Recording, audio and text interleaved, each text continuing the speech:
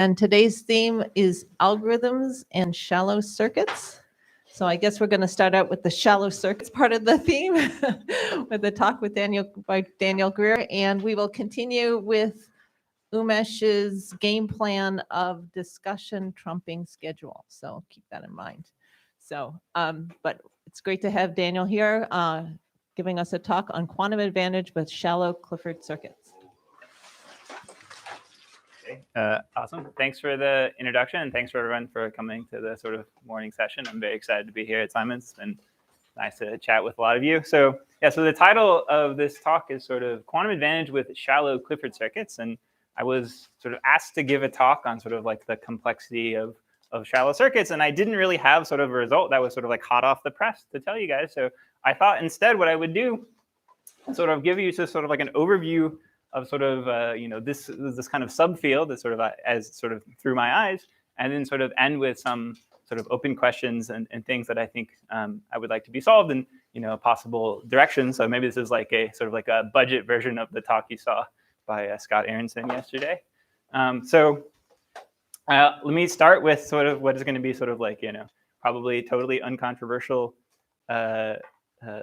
definition of quantum advantage. So what does this even mean? So we say we have achieved quantum advantage if there's a problem that can be solved with a quantum computer that cannot be solved by sort of a comparable classical computer, at least under some assumptions.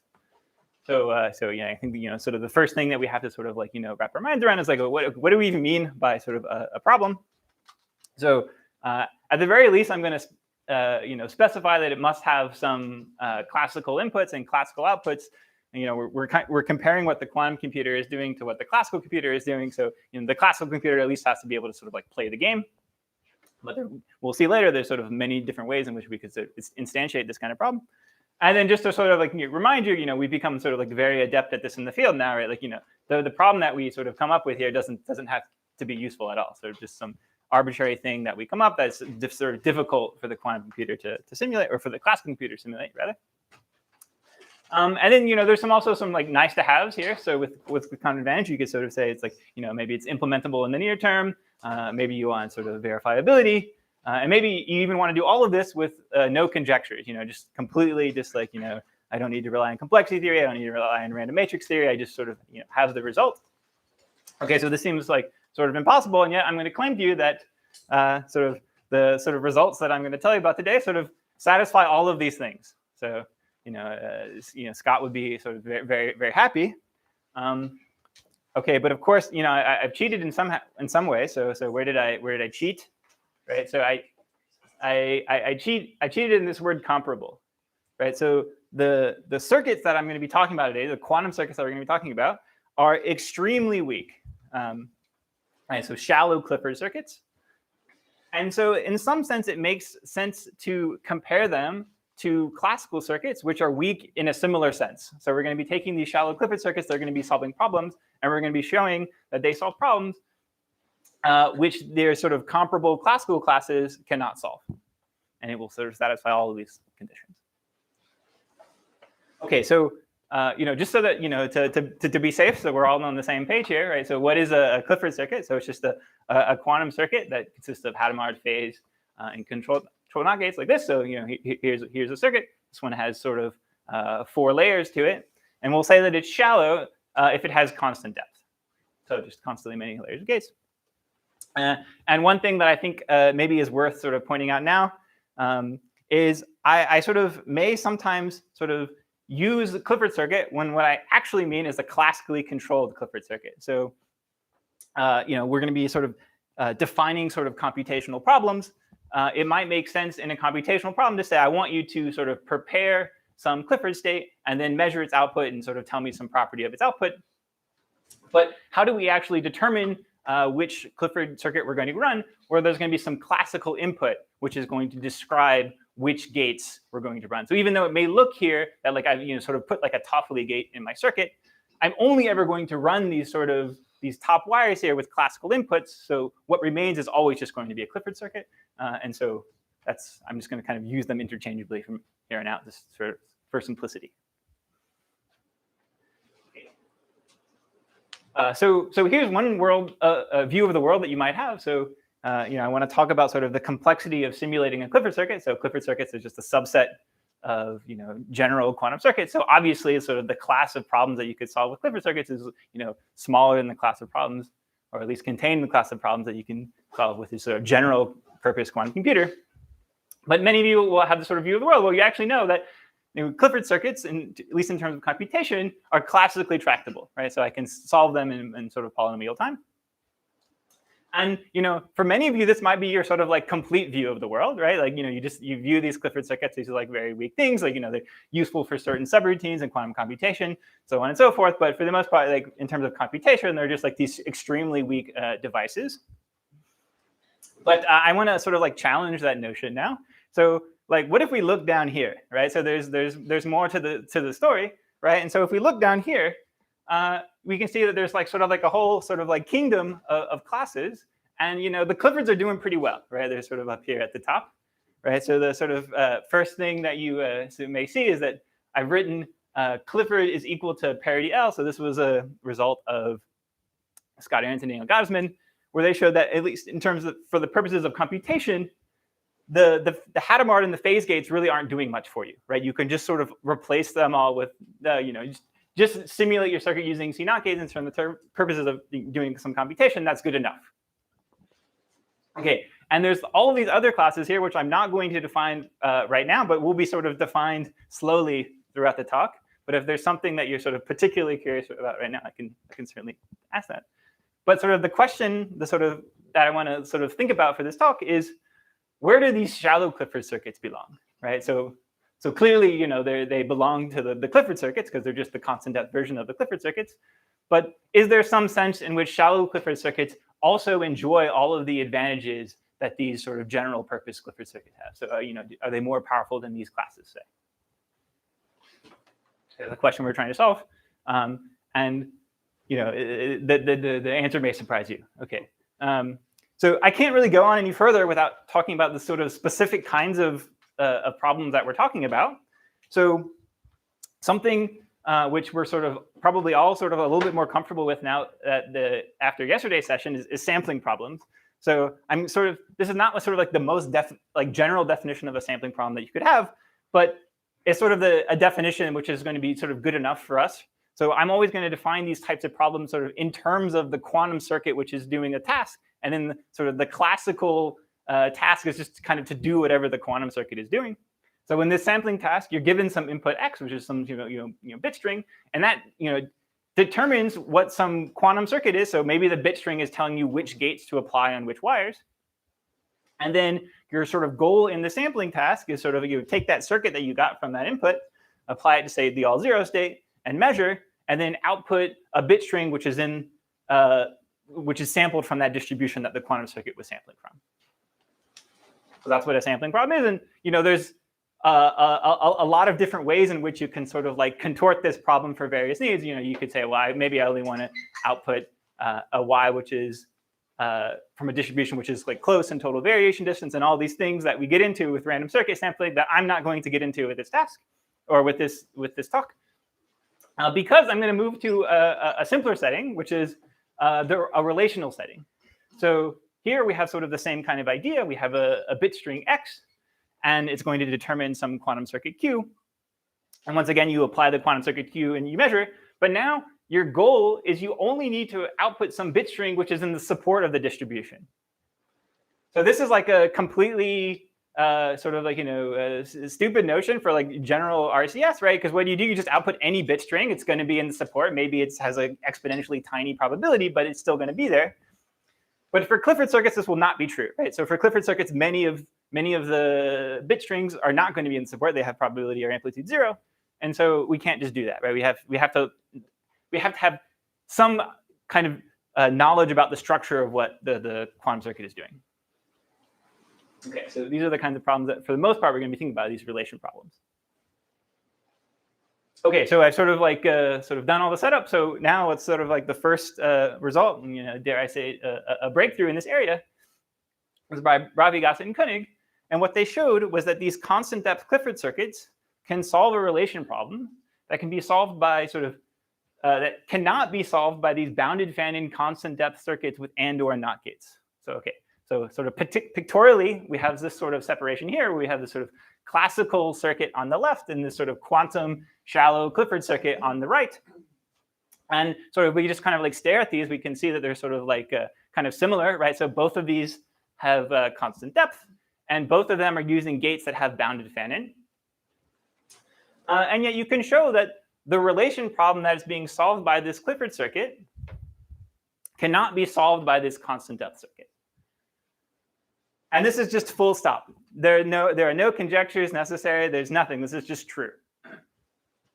So this is kind of amazing. And in some sense, you might think this is kind of the end of the story, right? Because this seems like a pretty fair comparison, right? So in the sort of parlance of complexity theory, we might say that this is a relational separation between the classical circuit class NC0 and the quantum circuit class cube NC0.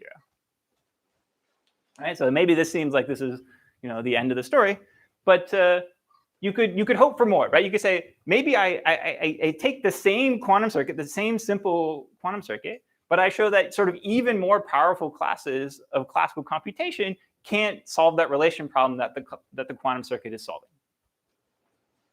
Okay, and so can you do this? Well, okay, probably yes. So follow-up work by Beniwatz, Katari, Schaefer, and Tal showed that you can sort of, with essentially the same task, the same relation problem, you could add unbounded fan-in gates, unbounded and/or not gates, to your classical circuit class. So now you get AC0 instead of NC0. And even these classical circuits still cannot simulate these like sort of simple quantum circuits. Okay, so we can just keep getting more and more greedy, right? How far can we push this? How powerful can we make this class such that it's still not able to simulate these things? So follow-up work by myself and Luke Schaefer, we show that this is true. Okay, modulo this sort of like interactive thing, which I'm going to spend a lot of time talking about later. There's a relation problem that can be solved by an unbounded fan-in. That can be solved by these shallow Clifford circuits that can't be solved by these unbounded fan-in constant depth circuits with the addition of parity gates. So now we've sort of added yet another gate to our circuit class and shown that it still cannot simulate these quantum circuits. So if you haven't worked in shallow depth lower bounds before or something, this may seem like very unimpressive, right? Like I'm just adding these like tiny gates each time, like what's the big deal? So let me sort of like try to put these sort of these results sort of like in context for you here. So we started with a problem which can be solved by a constant depth Clifford circuit that couldn't even be solved by this constant depth classical circuit. And then we sort of like increased the power of the classical circuit a bit more. We added these unbounded fan-in gates. So this class AC0, and yet in these classes still couldn't solve this simple relation problem solved by the constant depth Clifford circuit. And then we added parity gates, and yet it still couldn't solve. And so we could sort of look at these and say like, well, in each case, we sort of knew that we were sort of like strictly increasing the power of the class because of some results in complexity theory. All right, this one is kind of trivial, but this one is very non-trivial. So what if we wanted to sort of like keep pushing this further and further? Like what if I got even more greedy and I wanted to solve, create like even better lower bounds against these classes? Well, the problem is that we don't really know. Like sort of our techniques in classical complexity theory kind of like bottom out here, right? So what we can show instead is that if we did have better unconditional separations in classical complexity, then this would lead to better unconditional separations between these quantum and classical computers. So in particular, if I could prove that NC1 is not equal to L, so log depth circuits are not equal to log space Turing machines, at least in the non-uniform model, then this would imply through the result that I showed on the previous page that there's a relation, an interactive relation problem solved by these constant depth quantum circuits that can't be solved by even a log depth classical circuit. So that's sort of quite amazing, and it sort of like only depends on sort of a non-inclusion of complexity classes. Like this is sort of like what I view as sort of like the perfect kind of conjecture that you could have, right? It would be amazing if we could say we would have quantum supremacy only if P was not equal to P space, right? If we could make some conjecture like that, that would be amazing. Okay, so of course, the conjectures that we have are much stronger than that. Sorry, is anything special about L, or can you recurring as well. Yeah, you can sort of change this all around. So I'll get into the result exactly later, but what we show is essentially that you can leverage a classical simulation of this protocol to solve anything in parity L. And so any sort of two classes which are below parity L in this diagram that I showed earlier, if those two are separate, then it separates the task from whatever was below it, and then that separation. Okay. So that's sort of like sort of the results. And now let me sort of just like kind of go through what exactly I want to do here. So how do you actually go about proving quantum advantage with these? Yeah. What's the upper bound that we know Parity this problem? Sorry? Parity L. So things that you can solve with polynomial depth C0 gates. So I'll show this again later, but we're kind of maxing out the complexity in some sense. Like that's as hard as the problem can be, and we're showing that in some sense, if you have a classical simulator for this quantum task, then you can solve that sort of maximally hard problem. You'll see it again later. So hopefully, if that didn't make sense, it'll make more sense later. Okay, so I want to sort of talk about the two ideas here. So there's this non-interactive setting, this relation setting that we saw in the beginning. This gave us these separations against NC0 and AC0. And I want to sort of claim that there's like one key classical bottleneck which we're sort of exploiting here, which is that the quantum circuit is non-local, but NC0 and AC0 are local in kind of a strong sense, and that's why you can't get around. You're not really using much about the computation which is actually going on in the Clifford circuit. You're just sort of using the fact that it has these sort of non-local correlations. And so we'll see how that comes up. But in the interactive setting, where we get separations against AC0 too, and possibly beyond, depending on your belief in certain conjectures, we'll show that the classical bottleneck is really the computation itself, that if you were to solve the task that you're sort of being presented with, solving this relation problem, then what you're really being asked to do is you're being asked to do arbitrary Clifford computation. This is like a much stronger statement. Yeah. Back to your previous slide. Yes. Yeah, the lower left corner. Oh, yeah. Is it true?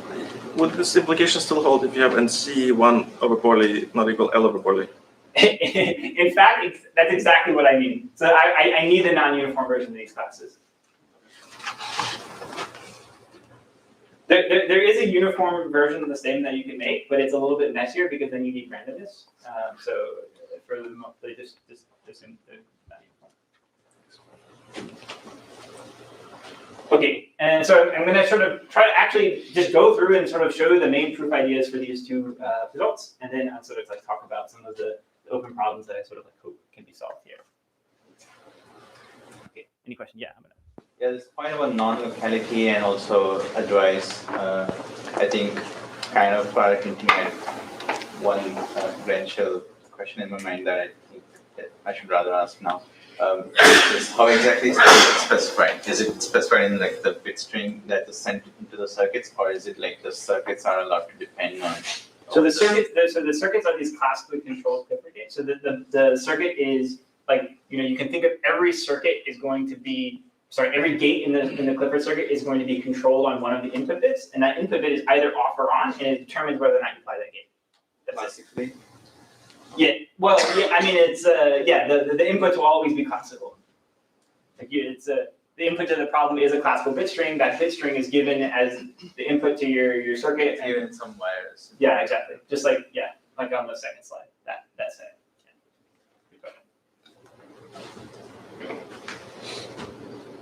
So let me go on here. So sorry,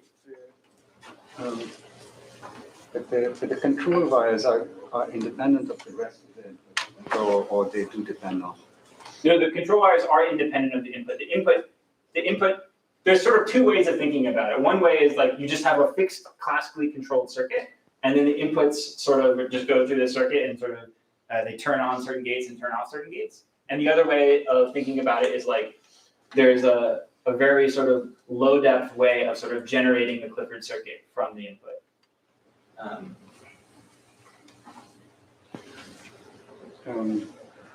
Sorry, but wasn't Clifford circuit being generated through these auxiliary inputs. So it doesn't depend upon the rest of the. Right. So I mean, let me just go back since this is a point of confusion. So we can start with a fixed classically controlled Clifford circuit like this, and like for every n, if this is like a uniform class, there'll be some fixed circuit which is there, and then your input is going to be this, right? So this is your classical input, and it's going to if it's 0, it's going to turn off this gate. If it's 1, it's going to turn it on. And then sort of like what you can sort of think about is you can sort of think about it in two phases. Like in the first phase, you just like see what your classical input is giving you, right? So it's gonna, it's gonna turn on some of these gates and turn off some of them, and then what you have remaining is just a Clifford circuit. Yeah. So you're saying your input determines the Clifford circuit, and then you want to know what it outputs on input 0. Right. Yeah, and in particular, the quantum circuit, right? It's sampling from some distribution, right, or whatever. And the classical thing, the only thing that we require from the classical device is that it gives us one element of the support of that distribution, right? So the classical device is doing something simpler than what the quantum device is doing. Okay. Sorry, this is going to take a while. Okay. Okay, so I want to talk a little bit about how you get so these quantum advantage results from non-locality. So in particular, how do we prove this sort of BGK result? So the separation between QNC0 circuits and NC0 circuits. So we're talking about non-locality, so it makes sense to sort of start with a non-local game. So we're going to start with the GHZ game, which I'm sure many of you have seen, if not all of you, but let me just sort of review it in any case. So we have this 3-player game. So A, B, and C are these 3 players, and they can't communicate with each other. And then there's some referee, which is going to send each of them a bit. So A, B, and C. So A goes to A, B goes to B, C goes to C, and C doesn't know what bit B got. All right, so they all get their own bits, and they all have to return their own bits X, Y, and Z. And then the referee is going to do some check. So that the referee is going to check if the OR of the inputs is equal to the XOR of the answers. And the referee will make it even easier on the players and say, look, I promise you that I'm only ever going to give you questions where the parity of the questions is 0. And now you just have to, let's say the referee draws a question which is uniform ran under this constraint. And the question is sort of like, with what probability can these players win this game? And many of you will have seen that sort of classically, sort of like the best thing you can do is win with probability 3/4. So I'll share this. But quantumly, you can win with probability 1. So okay, what does it even mean to have a quantum strategy? What it means is that the players A, B, and C get to start with some shared entanglement. So they start with this GHZ state. So player A has 1 qubit of the state, player B has another qubit of the state, and player C has another qubit of the state, and they're going to use this GHZ state as sort of a resource to win this game. And if they use this resource, they can win with probability 1. So this is some kind of like separation that you can actually witness. Okay, just because it's simple and nice, let me actually just go through these proofs. So how do you get this classical lower bound? So there's really only 4 possible sets of questions that you can ask because of the fact that that parity has to be 0, right? So they can all be 0, in which case the answer is 0. So I better output, the 3 players better output X, Y, and Z such that the parity of the output is 0. And then, all 3 of the cases where 2 of the inputs are 1. And so the first sort of observation which we can make here is that if A and B and C are randomized, since we've already randomized the questions from the referee, there's always some sort of convex combination, some convexity argument that will allow us to just sort of assume that A, B, and C are playing with a deterministic strategy. So now we can just assume, like, what is the best deterministic strategy that A, B, and C can have, given that they know that the referee is drawing from this particular distribution. So let's look at deterministic strategies, right? So if A gets a bit 0, it's going to do something. If A gets a bit 1, it's going to do something. And so this is just like a function we can compute. So what A does on 0, what A does on 1, what B does on 0, what C does on 0, and so on and so forth. So we can write down all of the constraints that we need to have in order to solve this game, right? So we need, in this case, right, we need that the XOR of the answers is 0. In this case, we need the XOR of the answers is 1, and so on and so forth. right? But you can sort of stare at this and you see that if you sum up all over the entries over here and sum up all of the entries on the right-hand side, well, mod 2, right? So these are all going to cancel. And so you get 0 equals 1. And so one of these constraints must not have been satisfied. So you sort of failed one of these constraints. So let's just say I fail exactly one of them, then I can succeed at 3 of them. So my winning probability is at most 3 over 4. And sort of quantumly, here's the quantum strategy. So I'm not really going to go into detail, but you can sort of like check to see that it works. So each player is going to sort of run the same algorithm. So on input bit s, if s was 0, they're going to measure in the x basis. So they apply a Hadamard and measure. If s was 1, they're going to measure in the y basis. So they'll apply a phase gate and then apply a Hadamard and then measure, and then you just output whatever your measurement result is. And you can check that if you sort of go through the computation starting from a GHZ state, that you will always satisfy this check. So this is kind of nice, right? So we have this non-local game, right? But in some sense, we want to take the non-local game and say something about circuits, right? So we want to sort of come back to reality now and say something about actual circuits. So in order to the language we do use to sort of formalize this notion is a light cone. So the light cone of an input is just sort of the set of outputs which are affected by that input. So for instance, the light cone of this input here, if you can see it, is sort of like these 3 bits here, because these are the set of outputs which are affected by that input. So now we can sort of phrase what the GHZ game is sort of telling us in terms of light cones. So the theorem that we showed before is that the maximum winning probability of the GHZ game is 3 over 4.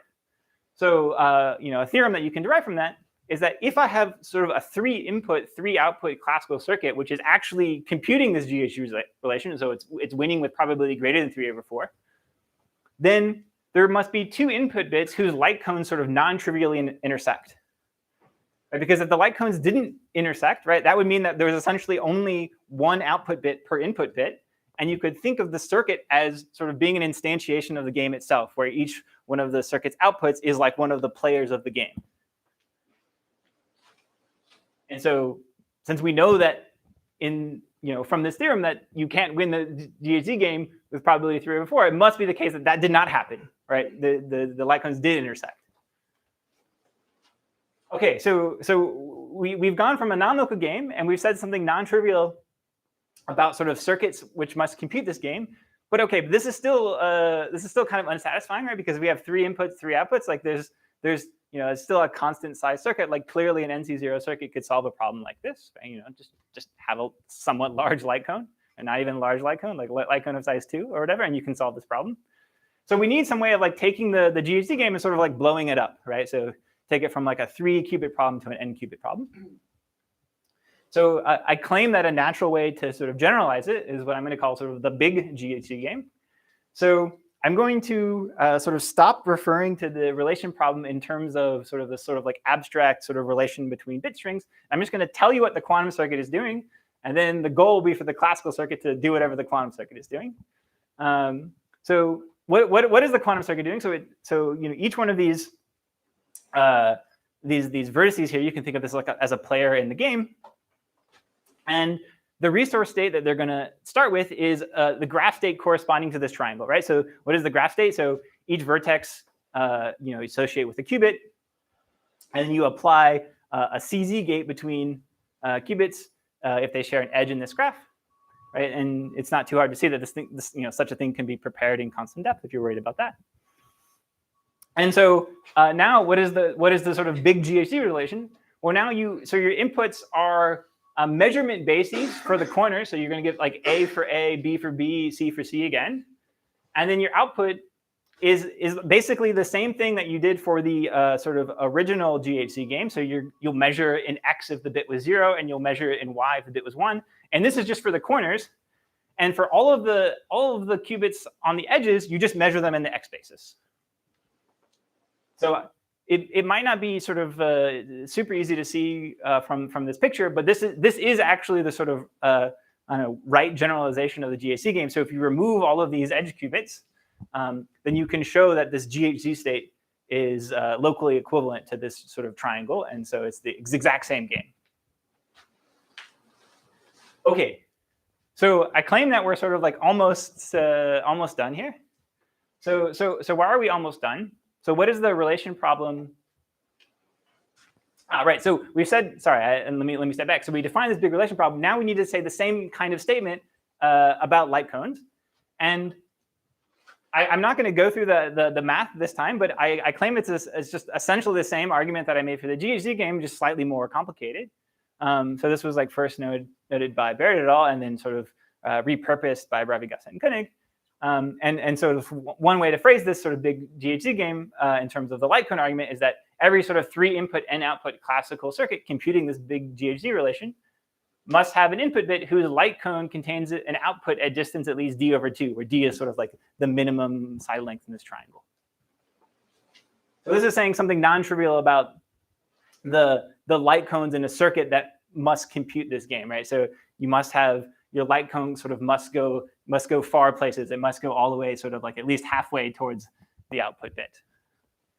So now we sort of have this nice sort of condition on circuits. So now how do we take this and convert it into a separation now? So let me sort of tell you what the problem is first, and then we'll sort of see how to embed that problem into this problem. So what is the Bravigas-Koenig relation problem? So you start with the edges of a 2D grid graph like this, and your input is going to specify. So this is, once again, this is a graph state. So you apply a CZ gate on every edge. And so the input is going to specify a subset of the edges of the 2D grid graph, and also the input is going to set a set of measurement bases for each one of the qubits. So the intuition here is that if I just take one of the subset of the edges to be one that corresponds to the big triangle game, then there's like a big triangle game instance, which is like a sub-instance of this problem. Okay, but the reason that we want to work in the grid is there are tons and tons of big triangle game instances in this graph, right? I picked 3 sort of vertices for my big triangle instance, right? But if I could have picked this one, and this one as well, and that would have defined a new instance. And the sort of property that we saw before is that there had to be this sort of light cone relationship between the input bits and the output bits in the circuit.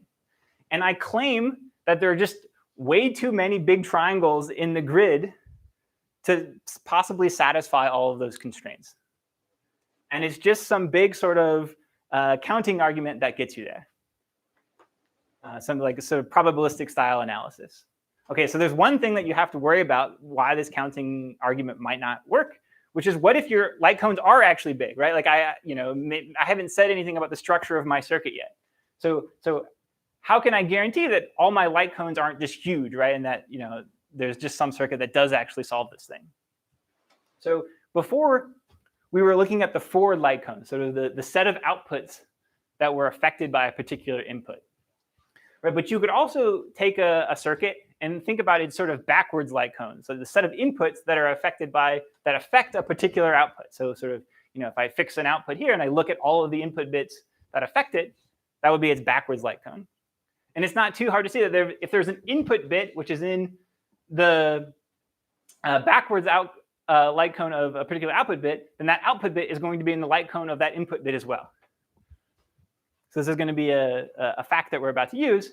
But now, if we think about backward light cones, there's sort of a key fact that we can use for NC0 circuits, right? Because they're bounded fan-in, the size of my backward light cone is bounded, right? It's exponential in the depth, right? Because at most each time I'm sort of like multiplying by 2 here, right? But my depth is constant because I've specified this as a constant depth circuit. So the backwards light cones in my NC0 circuit are tiny, right? They're of constant size. And so I can create this graph. So I have my input bits and my output bits. And by this observation before, like I'm going to create an edge between the input bit and output bit if the output bit is in the light cone of the input bit or vice versa, right? It's the same question. But because of this property, this light cone argument, that the degree, we know that sort of the degree of every output bit is at most constant, right? Which means that altogether this graph is very sparse. So there aren't very many input bits which have high degree, which means for most input bits, they have very tiny light cones as well. And combining that observation with this sort of probabilistic argument that I was talking about before sort of completes the proof. Okay, maybe that was a lot.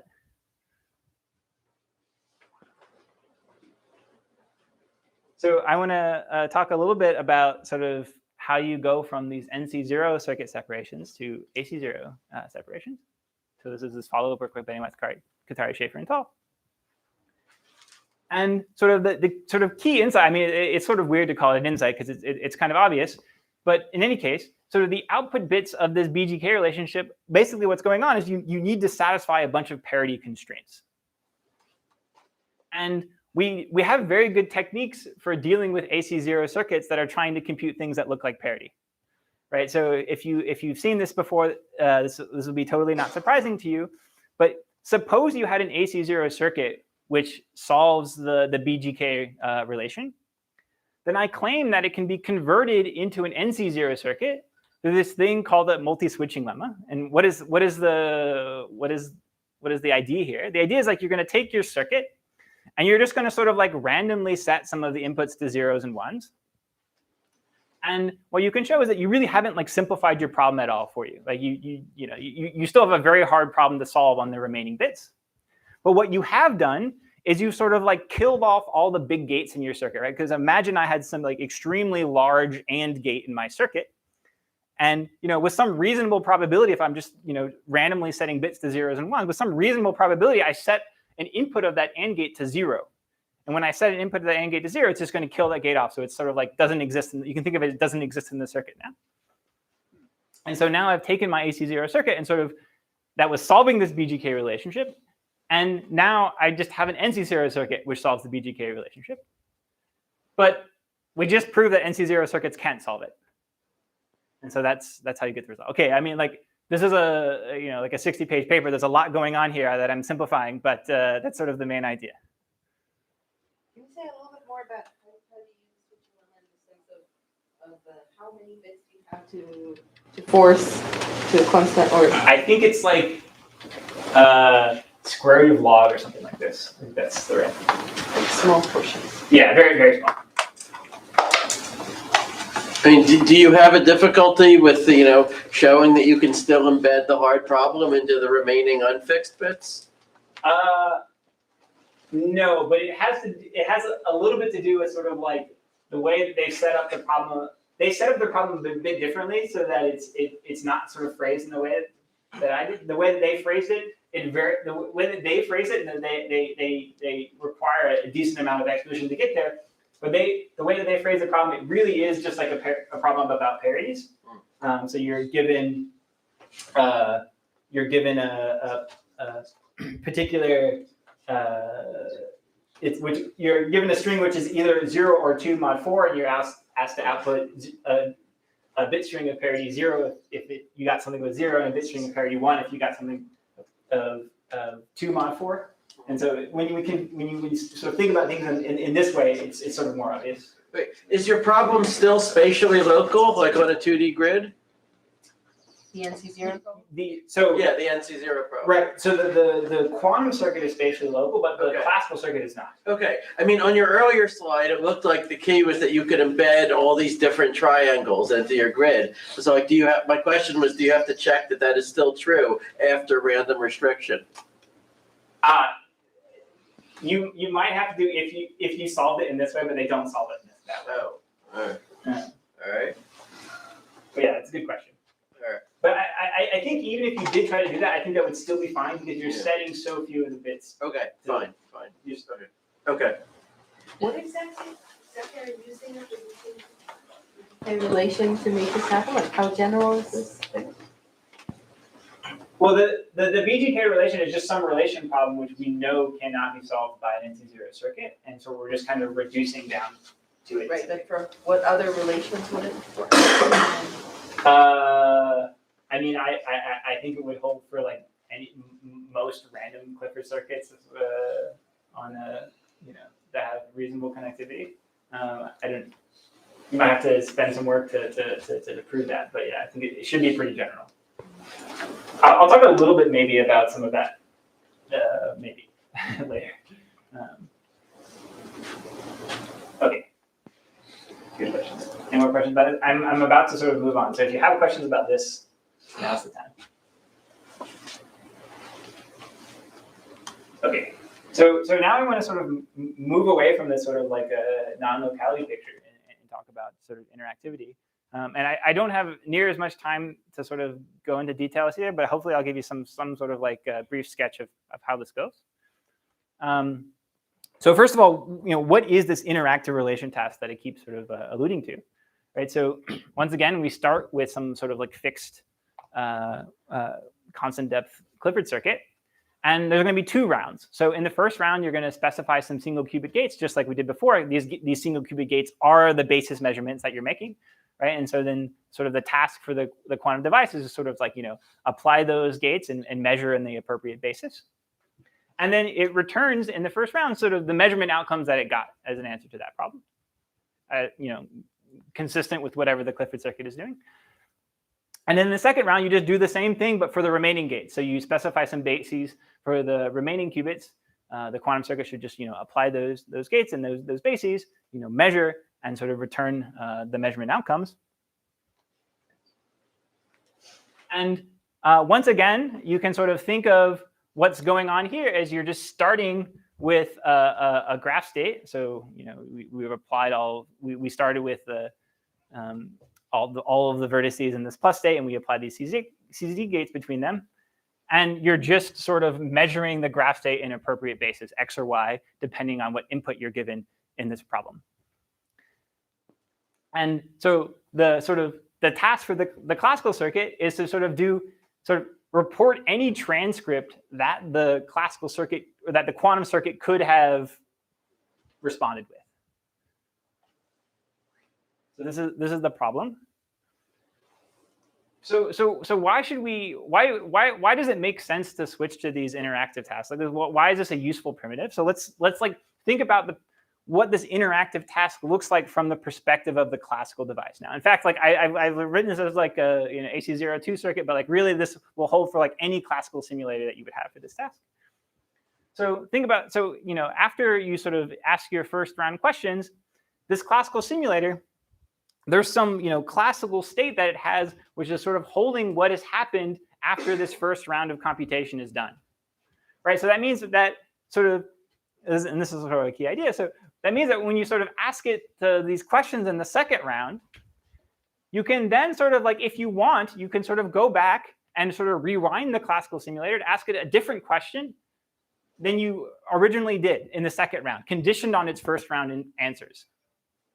Right, so I can ask like several different questions in the second round, which were conditioned on the answers that it gave in the first round. So this is a power that we don't really have quantumly, right? Quantumly, if I give you an answer here and then I measure and I give you an answer here, then like the best thing I can do is just sort of start all the way over, right? But there's no guarantee that I get measurement outcomes which were the same ones that I got before. In which case, like if I ask a different question, I may be just asking some totally unrelated thing. And so there's a sense in which a classical simulator for these interactive tasks is actually much, much more powerful than the quantum simulator itself. And we're going to sort of leverage that fact to sort of prove these sort of like kind of surprising separations. So here is the sort of formal theorem. Yeah, I think I can say it. So suppose there's a classical simulator which is solving this sort of 2-round measurement problem on grids of width m. So I mentioned in the beginning that you can sort of always think of this as sort of like measuring sort of a grid graph state. Then sort of if m equals n, so basically you have like a square grid as you're starting a problem, then you can sort of take your classical simulator R and sort of leverage it to solve a parity-L hard problem. And remember, these parity-L hard problems were the hardest problems in Clifford circuit. So more technically, you can, with an AC0 circuit, with access to this classical simulator, you can solve essentially any Clifford problem that you want to solve. And remember that this just simulating a constant depth circuit, right? So this classical simulator is simulating what a constant depth circuit is doing, and yet somehow, through this power of rewinding, we're seeing that it can be leveraged to solve Clifford computation of any depth. Okay, so there's some sort of few auxiliary results here. So if you have like squatter grids, you can sort of leverage it to solve weaker and weaker problems. But okay, maybe for whatever reason you want to start with a squat grid. So I'm just gonna, I think I've said this enough times, but let me just sort of throw this out again as another warning, right? So this theorem is not saying that constant depth Clifford circuits solve parity-L hard problems. It's saying that if you had a classical simulator for these constant depth Clifford circuits that worked in this interactive model, then you could leverage that simulator to solve this parity-L hard problem. So okay, let's just see like sort of like very briefly how you take this and leverage it to prove a sort of separation. So I want to show that there's no sort of AC02 circuit which will solve this sort of two-round measurement problem. So suppose there was, right? So suppose there was an AC02 circuit that solved this two-round measurement problem. Well, then just sort of like looking at this sort of second line in this theorem, we can sort of instantiate R with our AC02 circuit. So we have NC1 is contained in AC0 with an oracle access to AC02. All right, okay, but now this AC0 is not doing anything. The AC02 oracle is doing all the hard work. So this is just equal to AC02. But we know that AC02 does not contain NC1. This is by the Razabov-Smolensky theorem. So we can't have such a separation, or we can't have such an inclusion. Is there anything special about AC06, or is it any? There is something special about AC06. Yes, that's as tight as it can be. So these are all of the sort of models of computation that you get from measurement-based quantum computation on that particular thing. So Clifford measurement-based computation on a line gives you the power of AC06. Not super easy to see off the top of your head, I don't think. What's the meaning of this thing in the bracket? Yeah, so this whole time I've been putting the 2 in the bracket, which means parity. Here you actually need the 6. So the 6 instead of parity, it's mod 6. So you have mod 6 gates instead of parity gates. Okay, so let me just give you a very sort of caricature of how to prove this result. All right, so let me sort of like switch back to the perspective of the quantum circuit again. So before we got the interactive protocol from the perspective of the classical circuit, now let's think about it in terms of the perspective of the quantum circuit. So in the first round, I'm going to give you some bases, and you're going to take those, you're going to measure in those bases and return the results. And then what we can show is there's some leftover quantum state on the remaining wires. And what we can show is that through measurement-based quantum computation, I mean, this is not super hard to see, that what we're doing is we're making Pauli measurements on a grid. So what's left over if we're doing something right should be a state which is like kind of an arbitrary Clifford computation. Okay, there's a lot of complication here actually because there's a hidden Pauli that you can't correct. But I'm just going to totally brush over that right now and say that you just have a state here which you sort of through measurement-based computation have prepared some which is if we're doing measurement-based computation, we're affecting some arbitrary Clifford computation. So there's some state which encodes a hard problem here, like a parity-L hard problem. And what we can show is that now that we have this state, with this sort of rewinding ability, we can make many measurements of this state, right? So we can make some measurement, we can take a different basis, we can measure in that basis, and so on and so forth. We make a bunch of different measurements of the state. And then we can collect all those measurement statistics together, and through a result, we're actually going to use the magic square game here. I'm just going to sort of label it under the umbrella of quantum contextuality. If you make a bunch of measurements of the state, you can actually determine what it is. This seems like a really simple statement based on how I presented the slide. Like you just whatever, you just have a state there, make a bunch of measurements of it. This is actually very non-trivial, but there's a lot of complication that I'm not going to go into. But in any case, if you combine these two things together, you sort of see how you can sort of leverage a weak classical simulator to solve a hard problem if you have this primitive, right? So if I had some weak classical simulator, then I sort of simulate what the device is doing in the first round. And then I have this thing in the second round that I can make multiple measurements to. And if I can make multiple measurements to it, I can figure out what it is. If I can figure out what it is, I can solve a hard problem through measurement-based quantum computation. So that's like a very high level how it goes. And there's lots of tricks. Yeah. How many rounds do you actually have? 2. Yeah. classical simulator as powerful as a post-selected quantum version of this?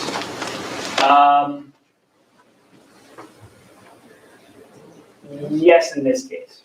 Right, but this is specific to Clifford's, I think. So post QNC0 is. Be careful. I've been sort of sloppy. I've been saying QNC0 because that's that's the most natural quantum class. When most people say QNC0, they mean arbitrary single qubit measurements or arbitrary single qubit gates. Here, I really mean Clifford gates. Right. So I mean, we know that post QNC0 by like Turral, DiVincenzo, or whatever. Like that's it's universal. The sort of gate teleportation stuff. So you can't post select. That would be bad. Or if you could, you would get some kind of trivial result, right? It's sort of trivially hard to do. Okay, so this is sort of the complete outline. So let me just say a little bit about sort of open questions and sort of like other directions that I think are interesting to sort of pursue here. So we sort of like started the whole talk with, so we had this this diagram of circuit classes, and we sort of asked, where do these shallow circuits belong? These shallow Clifford circuits belong, and what we sort of found was that it's kind of non-trivial, right? Like there's a sense in which it is as powerful as Clifford itself, but that's only whenever you sort of have this sort of like interactive sampler, and it's like if you have a classical sampler for the quantum device, like it's a very sort of non-trivial statement. So it's not exactly clear where it fits, but there's some sense in which it's as powerful as it could be, right? Sort of the power sort of is going to max out at parity L, and in some sense it does. There's a classical simulator for it. So sort of the thing that I sort of hopefully is sort of like driven home to you, right, is like, this interactive versus non-interactive question here. So, a sort of natural question is, what's the best quantum advantage result you can get with that interaction? And, one of the reasons that I sort of like this question in this sort of like low depth Clifford world is it sort of mirrors the same discussion that we're like sort of currently having in the sort of RCS world, right, in the quantum supremacy world, right? Like, do we need these sort of like interactive proofs of quantumness to actually sort of exhibit a quantum advantage? And this is sort of like one way you could phrase the result. It's like this is kind of like a playground for that discussion. Like, what is the right answer? So right now, interaction is winning in the Clifford picture, right? We can say a lot more about the hardness of classical simulators in their interactive picture than we can in the non-interactive picture. But this is sort of not necessarily the case. I mean, we just use interactivity in this case to get rewinding. So this is like a kind of trick that we used so that we could sort of bootstrap the power of the classical simulator to do something more, right? But you could hope for different sorts of things, different kind of ideas that might help you. I mean, one thing that you could really get your hopes at, what if you just had like a black box reduction? Like, what if I could just like have some AC0 circuit which has access to the outputs of a QNC0 circuit and then leverage that to solve a hard problem? Okay, we don't think that this is true. So I'm gonna put out as a conjecture that like if you have an AC0 circuit with oracle access to QNC0 circuit, then it can't actually compute things in NC1. Okay, Luke and I actually have a stronger version of this conjecture if you really care, which is that QNC0 with fan out cannot even compute NC1. But okay, if you don't know what that is, that's okay. But in any case, we think that these sort of black box reductions are not going to work, and so we're going to need a new idea essentially to move from the interactive setting to the non-interactive setting. We need something, with RCS and these sampling-based quantum supremacy. We have this idea of if you have a quantum device which is sampling from some distribution, then the thing that you use is the fact that a classical device, you can sort of pull out the randomness and use Stockmeyer counting on that. So, that's one trick here. This interactivity isn't a trick. Like, what more tricks can we come up with? So I think this is like a very, very hard question, but I do have a belief. And the belief is that it should be possible to prove a separation between QNC0 using these like Clifford circuits and AC03, so like AC0 with mod 3 gates. And this is just using a relation problem. So now we can, I believe that you should be able to prove this and like, maybe within our grasp in terms of technical capabilities. And why do I believe this? So we started with sort of like non-locality, which we that's a trick that we have in classical circuit complexity. And then we went and we used the switching lemma in a very non-trivial way with this Benioff, Guattari, Schaefer, and Tal paper. But we haven't really used Razumov-Smolenski yet in a non-trivial way for these circuit simulations. So is there some way to use Razumov-Smolenski in a non-trivial way to prove a separation between QNC0 and AC0? Here you mean with Clifford. Sorry? Here you mean QNC0.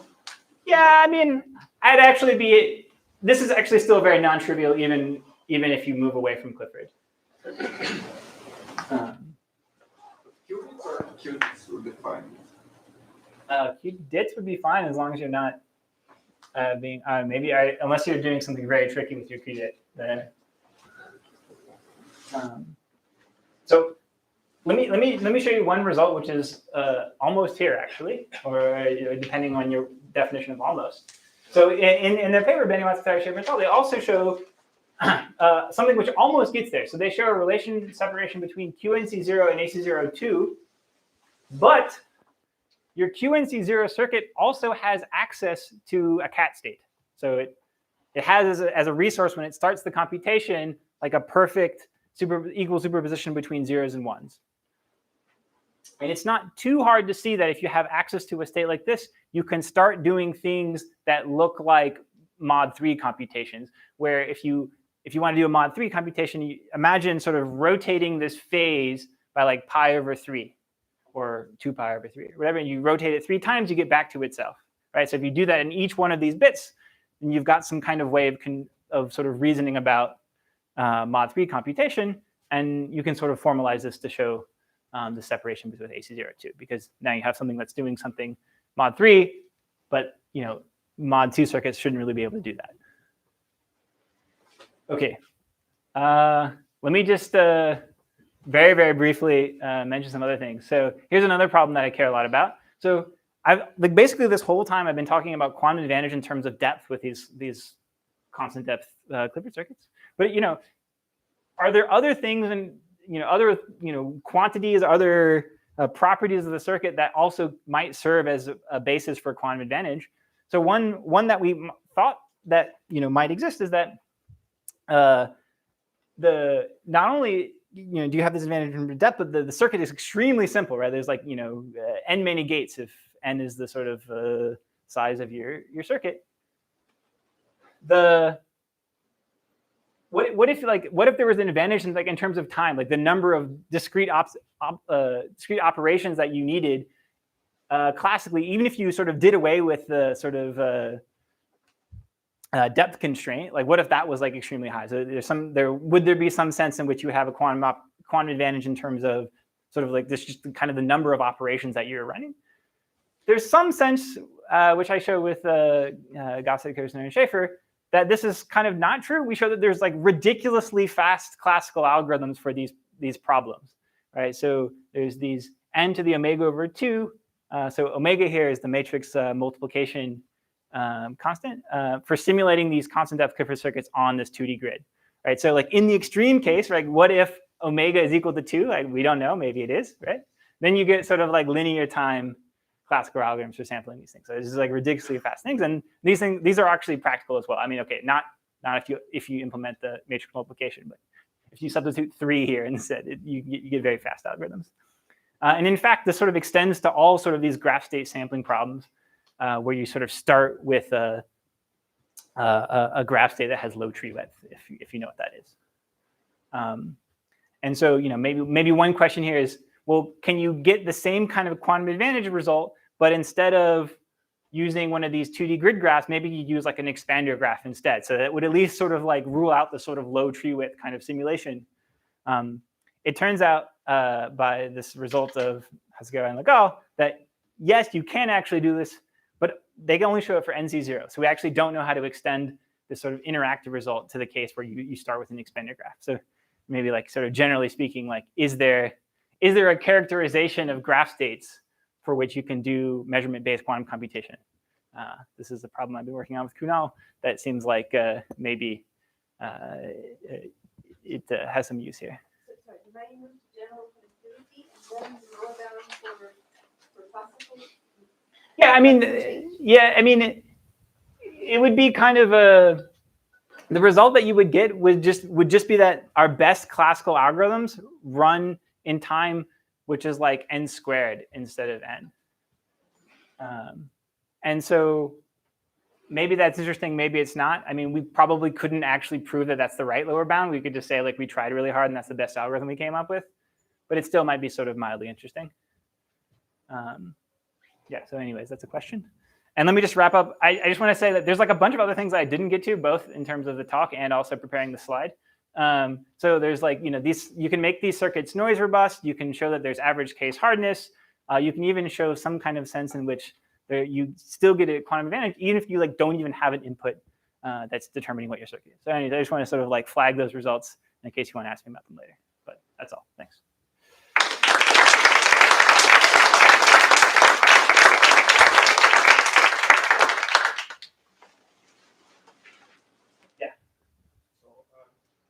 From my point of view, these Clifford circuits are very much like coherent states, and then it feels that maybe you could have similar results for all different coherent states, like Gaussian states, free fermion states. Is that something that has been explored?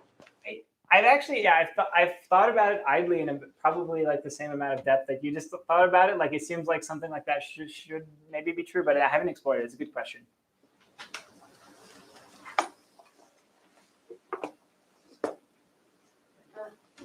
Again, I probably missed this very basic point, but you basically say that the adding interaction increases the gap, the separation. Can you say it again? Why?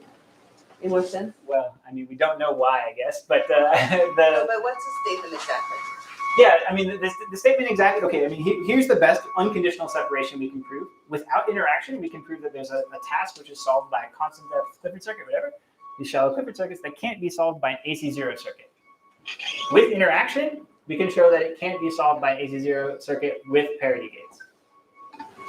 So there is like a strictly bigger class of classical circuits for which we know how to prove a quantum separation. Is that? Yes, okay. I thought that you can even do more. Yeah, so we can do more, but the problem is the classical complexity theorists need to get on it, right? Like we what we can show is that if you had a classical simulator for these tasks, you could leverage it to solve parity L complete problems. When does that prove a separation? Only when parity L is different from some class below it.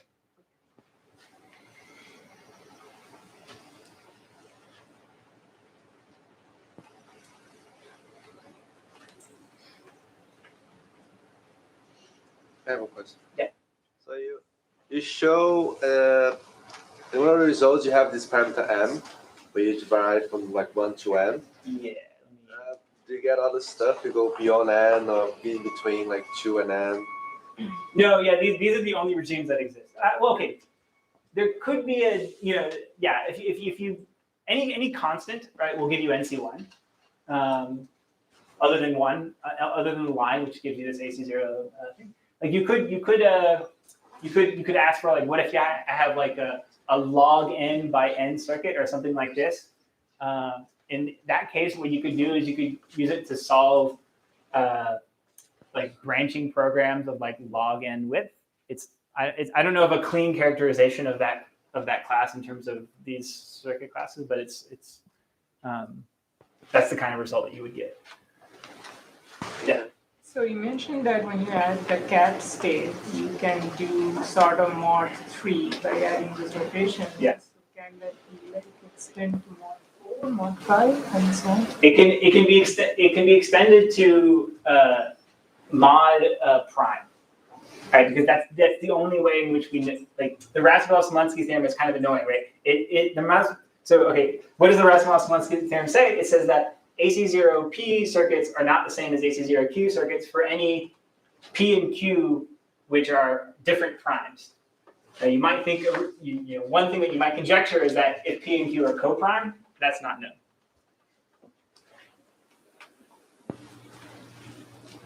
Yeah. I think you mentioned, if I'm wrong, answering this question, like if you can rewind, if you can like classically simulate Clifford circuits with rewinding, you can post-select. You can like simulate post-select Clifford circuits. Imagining this is because you can like kind of just do teleportation and correct after you rewind.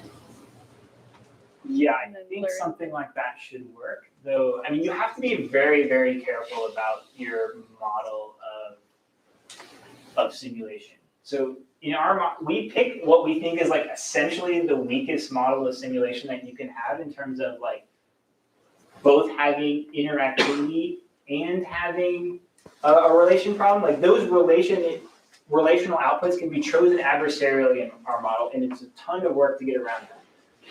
If you had a sampler, right? If I could just sample a bunch of times, all of these results would actually become much more easy to prove.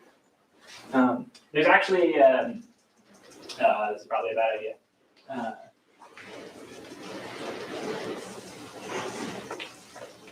Okay. It turns out it's not completely obvious, but it's not too hard to show that for the relational problems, for the kinds of these sort of 2D grid VGK relation that we were talking about before, the relation problem and the sampling problem are the same, right? Like it's phrased in terms of relation problems because it's somewhat nicer in some sense, right? It seems like you're giving the classical device some slack, like you can give an easier task. But actually, you can show that if you can solve the relation problem, you can actually just sample. We do not know that this is true in the interactive setting, and in fact, I suspect that it's false. Right. So if you solve the sort of like interactive relation problem, you do not solve the interactive sampling problem.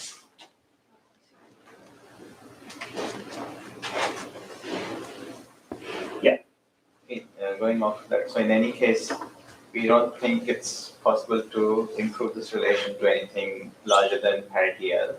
And it's impossible for Clifford circuits. Okay. So I mean, certainly if you go beyond Clifford circuits, I mean, we think there's some evidence for quantum supremacy or whatever, but for Clifford circuits, we can prove that it maxes out at parity L. There's, you might worry that this sort of this inclusion here was originally only proven for sort of like decision problems, so we had like a single output. So we like went back and we like reproved this whole result for like relation problems with many outputs. So it still works. If you wanted to make this harder, like could you just make it like an interactive sampling task? You could. There's some sense in which that makes it sort of like trivially easy. You have to be careful. I mean, there's some weird things where you have to be careful about what you ask of the classical device. You can have one of these interactive sampling tasks, but then it feels like in some sense you're cheating the classical device in some sense, because you're saying that like the classical device must have some kind of, when it's solving this interactive problem, the randomness that it's using in step 1 has to be sort of independent of the randomness that it's using in step 2. Where in reality, like the sort of most general notion of simulation you could think of, like if it's using some random bits in step 1, maybe it wants to use those same random bits in step 2 to solve an answer. And in that case, there's a correlation between the two things that you can't get rid of. And that's why you need this sort of relation thing instead of sampling. Yeah. So you mentioned at the end that there are results with no input. Can you say it more? Yeah, I mean, now we can say more about this. Basically, it's okay. Let me just sort of tell you what the problem. What does that even mean, right? So what does that even mean? That means that so here you have an input x, which is a bit string, which is determining what your circuit is, and then you're just sampling from your distribution. Instead, you can think of my input is not x. It's not a bit string. My input is just n, right? My input is just like how many qubits am I acting on, and then there's some fixed circuit, and then how hard is it to sample from that thing? And the results that you get there are much, much weaker than what we get here, but you can get something. So you still get the separation. Yeah. Now, what's the exact result? So I don't mess it up. Yeah, there exists like a family of quantum circuits like this that for any, like you give it L0 state, and then any classical NC0, so it's bounded fan-in, and then as input it gets like uniformly random bits, but it has to have like a limited number of uniformly random bits, so like n plus n to the delta. Then you need log depth classically to sample like even a little bit better than just if you did random, trying to approximate the distribution of the quantum circuit samples.